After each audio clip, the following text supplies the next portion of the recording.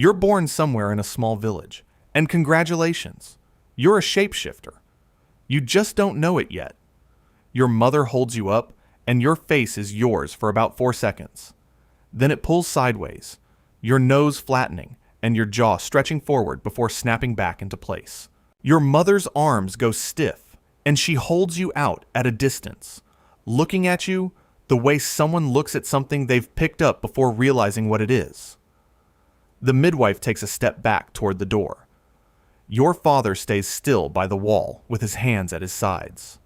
Your face does it again, this time pulling into something that looks almost like the midwife's face before it resets. She leaves the room and doesn't come back. Your father walks out after her, and you can hear them talking in the next room with their voices low and fast. Your mother pulls you back in and holds you against her chest, but her arms are stiff the whole time. By the next morning, your face has cycled through a dozen different shapes, none of them yours, none of them staying long enough to settle. Your father comes back in and watches from the doorway with his arms crossed. Then he turns and leaves again. Your mother doesn't sleep.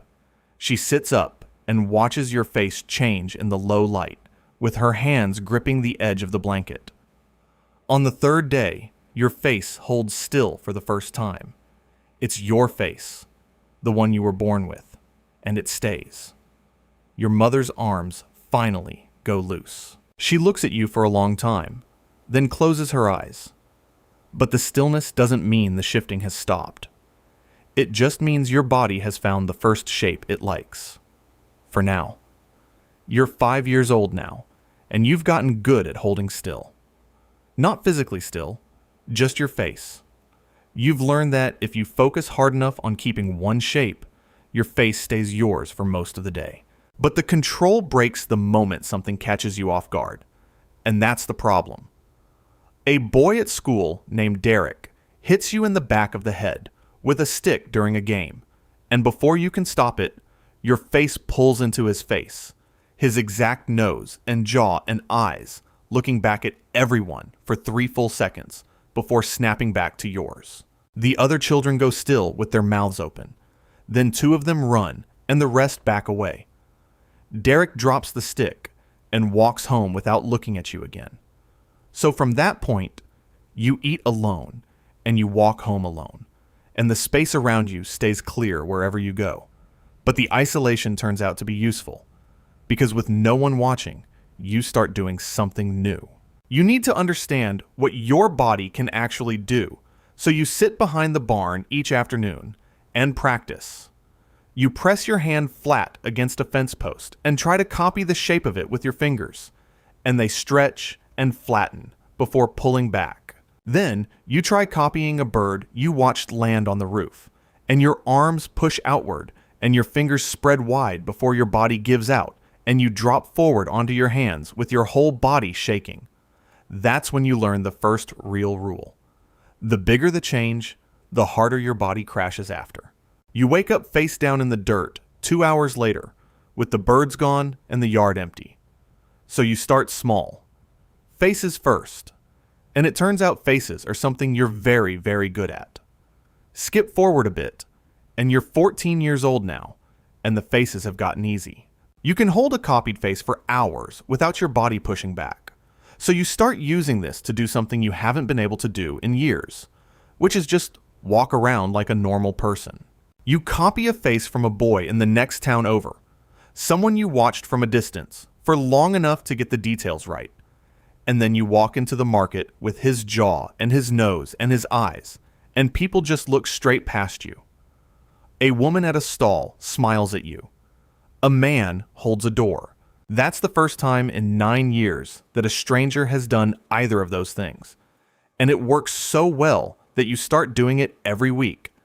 But then, one afternoon, you hold the copied face for too long, 6 hours straight, and when you get home and need to put your own face back, your body doesn't move the way it should.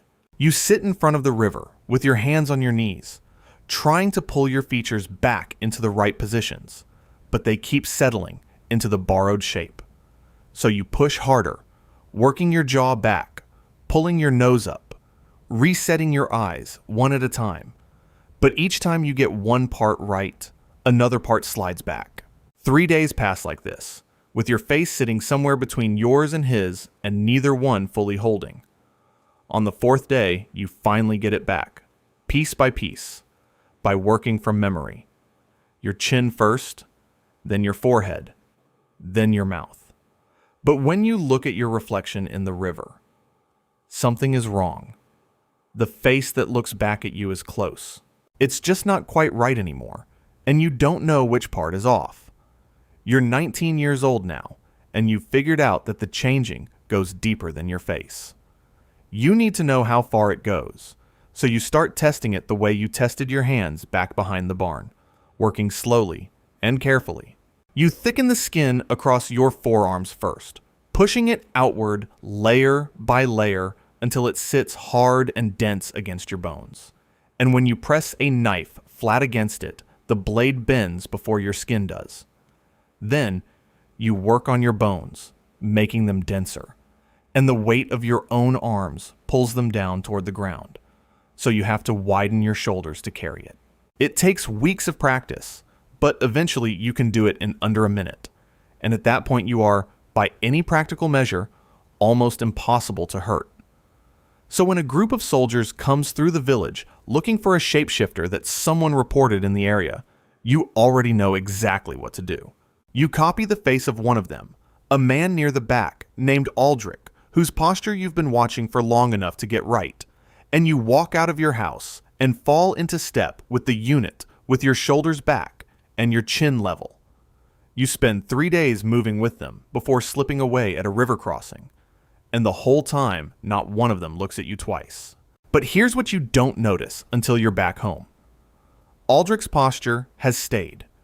You keep standing with your weight on your left foot the way he stood. You keep turning your head to the right before you speak the way he did. You catch yourself doing it a dozen times, and each time you have to actively pull yourself back into your own way of moving. You've been copying people on the outside for years, but pieces of them are starting to stay. You're 26 years old now, and for the first time in your life, you've held one face long enough for someone to trust it. Her name is Mara, and she doesn't know what you are. You've kept your own face the entire time, or what you believe is your own face, holding it steady through every conversation and every meal and every argument for 2 full years, with your whole body working to keep it in place. And it works, right up until the morning you wake up beside her and catch your reflection in the window across the room. The face looking back at you is someone else's entirely. You've been changing in your sleep, your body treating the hours you're not awake as permission to do whatever it wants, and you have no idea how long it's been doing this. So you tell her the truth. You sit at the table with your hands flat on the wood, and you tell her everything, starting from the barn and the fence post and working forward. She doesn't run. Instead, she asks you to show her. So you raise your hand and change it slowly into a wing, with your fingers pulling long and thin and a thin layer of skin stretching between them. Then a claw. Then her own hand copied perfectly back at her. She looks at it for a long time, then she picks up her bag and walks out that afternoon. You stay at the table after she leaves with your hands still flat on the wood. You don't change anything for a full week after that, and your body holds still the whole time the way it does when it's waiting for something to react to. That's when you understand the second rule. Your body copies whatever's in front of it. And the one thing it can't copy is someone who stays. You're 38 years old now, and something finds you. Not a person, not soldiers. A man who moves along the tree line at the edge of your property with his arms tucked against his sides and his head turning in short, fast movements. The way a bat turns its head, tracking things that aren't there. He stops at the edge of the tree line and stands there with his body still until you walk toward him. And that's when you see his hands. They're locked into wings. His fingers have pulled long and thin with a layer of skin stretching between each one, connecting them all the way down to his wrists, so his hands sit folded against his forearms like two collapsed fans. He can't open them. He can't close them any further. They're just stuck there, locked into a shape halfway between human and something else. He tells you he can track other shifters by the way their bodies move, because every shifter gives off small, constant changes that a trained eye can catch, and he's been following your trail for 2 weeks. Then, he tells you about the drift. He explains that the longer you hold any one form, the more your body starts to accept it as permanent, and that once the drift takes hold in a part of you, that part stops responding. He holds up his wings to show you, trying to pull his fingers apart, but they stay locked with the skin between them, pulled flat and tight. He tells you the drift gets faster the older you get, because your body has been changing for so long that it stops fighting new shapes and starts keeping them instead. Then he turns and hangs himself upside down from a low branch with his legs hooked over it to sleep. You watch him hang there and understand for the first time that this power has a floor. And you've been walking toward it for years. Skip forward a bit, and you're 45 years old now, and the borrowed face has been yours for 11 years. You've been wearing it so long that you stopped thinking of it as borrowed, which is exactly the problem. One morning, you need to go back to your original face for a practical reason, because someone from your past is coming through the area, and you need to not be recognized. So you sit at the river and try to pull your features back into the right positions. Your jaw moves part way and stops. Your nose starts to change and then slides back. You push harder with your whole face, pulling in different directions at once, trying to force each part into place. But each time one feature gets close, another one resets back to the borrowed shape. So you spend the next 2 weeks working on it every morning, starting from the chin the way you did at 14, rebuilding piece by piece. But this time, the pieces don't hold as long. Your chin stays for a few seconds and then pulls back. Your forehead holds for half a minute and then goes. On the 14th morning, your original face comes for exactly 3 seconds, just long enough for you to see it in the river's surface, before your body snaps it back to the borrowed one. Then, the next morning, it doesn't come at all. You sit at the river for a long time with your hands on your knees, trying to bring it back, but your face just sits there in the borrowed shape with nothing moving. That face is gone. The drift took it while you were busy using something else. And that's when you start checking the rest of yourself, going through your hands and your posture and the way you walk, trying to find out what else has already been taken without you noticing. You're 51 years old now, and your body has been changing on its own for 3 years straight. It started with small things. Your fingers pulling long while you slept and snapping back by morning. Your jaw pushing forward for a few hours and then resetting. But over the past few months, the changes have been getting faster and staying longer. So that by this point, you're cycling through forms multiple times in a single morning, with your body jumping from one shape to the next without you choosing any of them. You try to hold still and force one form to stay, but your body pushes back against you now, treating your own instructions like interference. On one particular afternoon, you're sitting in the grass at the edge of a field when your body tries to do 2 things at once. It starts pulling your arms long and thin the way it does when it goes toward the wing shape. But at the same time, it pushes your ribcage wide and dense the way it does when it goes toward the heavy form. So both changes run into each other, with your skeleton trying to sit in 2 positions that don't fit together. Your bones lock.